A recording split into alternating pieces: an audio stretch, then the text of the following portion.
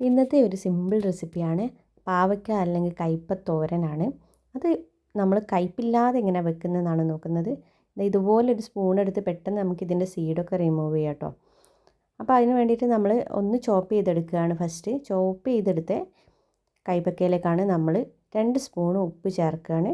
2 spoon ഉപ്പ് ചേർത്ത് നന്നായിട്ട് കൈ കൊണ്ട് നന്നായിട്ട് നമ്മളൊന്ന് കുഴച്ചെടുക്കുകയാണ്. കുഴച്ചെടുത്തിട്ട് ഒരു 4-5 തവണ നമ്മൾ വെള്ളത്തിലൊന്ന് കഴുകിയിട്ട് ഫുള്ള് വെള്ളം ഒന്ന് ഒഴിവാക്കിയിട്ടാണ് നമ്മൾ തോരൻ വെക്കുന്നത്. ഇങ്ങനെ കഴുകുമ്പോൾ തന്നെ അതിൻ്റെ കയ്പ്പെല്ലാം മാറിക്കിട്ടും. ഒട്ടും കയ്പ്പില്ലാത്ത തോരൻ നമുക്ക് ഉണ്ടാക്കാൻ പറ്റും. എന്നിട്ട് നമ്മളതിലേക്ക് കുറച്ച് തേങ്ങയും ചെറിയുള്ളിയും പച്ചമുളകും കൂടി ഒന്ന് ഒതുക്കി വെച്ചിട്ടുണ്ട്. നമുക്ക് ചട്ടി ചൂടാക്കി അതിലേക്ക് കടുക് പൊട്ടിച്ചിട്ട് നമ്മൾ പിന്നെ ചെറിയുള്ളിയും അതുപോലെ കറിവേപ്പും കൂടിയാണ് ഇട്ട് കൊടുക്കുന്നത്.